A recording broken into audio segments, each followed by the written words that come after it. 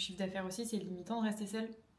Au niveau du chiffre d'affaires, c'est limitant de rester seul parce que tu vends ton temps. À quel moment tu comprends que rester seul, ça te limite? En fait, rester seul, c'est terrible. Mais pas que professionnellement. C'est que tu vis une solitude qui est absolument atroce. Parce que moi, en plus, j'étais freelance pendant le Covid. Donc, on ne pouvait pas sortir. J'étais seul. Je sortais de mon lit, j'allais à mon bureau. Je partais de mon bureau, j'allais à mon lit.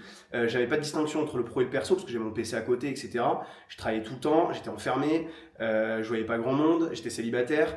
Donc, moi, je l'ai vraiment vécu comme une période où je me disais, je sais que je dois passer par là. Je fais de l'argent, je me constitue un parc client, j'apprends, etc. Mais je savais que je resterais pas comme ça. J'aurais pas pu supporter la solitude plus longtemps. Et au bout de 3 ans, j'ai dit, je prends des bureaux, je veux plus entendre parler. D'ailleurs, je télétravaille pas. Je vais au bureau parce que j'ai envie d'être avec les gens. Et même au niveau du chiffre d'affaires aussi, c'est limitant de rester seul?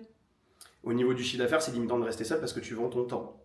Donc en fait, je vais te faire bondir, mais un médecin peut pas devenir riche, un notaire peut pas devenir riche. En fait, seul je parle. Ces gens-là qui gagnent 10 000, 15 000 euros par mois et tout, ils ont des très bons salaires, des pharmaciens, etc. S'ils sont seuls, ils ne vendent que leur temps. Ils servent une personne, ils interviennent sur un patient, ils interviennent sur un dossier. Tu vends ton temps. Tu peux le vendre très cher, tu peux vendre 500 euros de l'heure, très bien. Sauf qu'en fait, tu es capé, tu as 10 heures dans la journée. Donc si tu veux devenir riche et gagner beaucoup, beaucoup d'argent, ce que permet l'entrepreneuriat, il faut décorréler l'argent que tu gagnes de ton temps. Voilà. C'est plus ton temps que tu vends, c'est des compétences, c'est un logiciel, c'est un e-shop, c'est des ressources.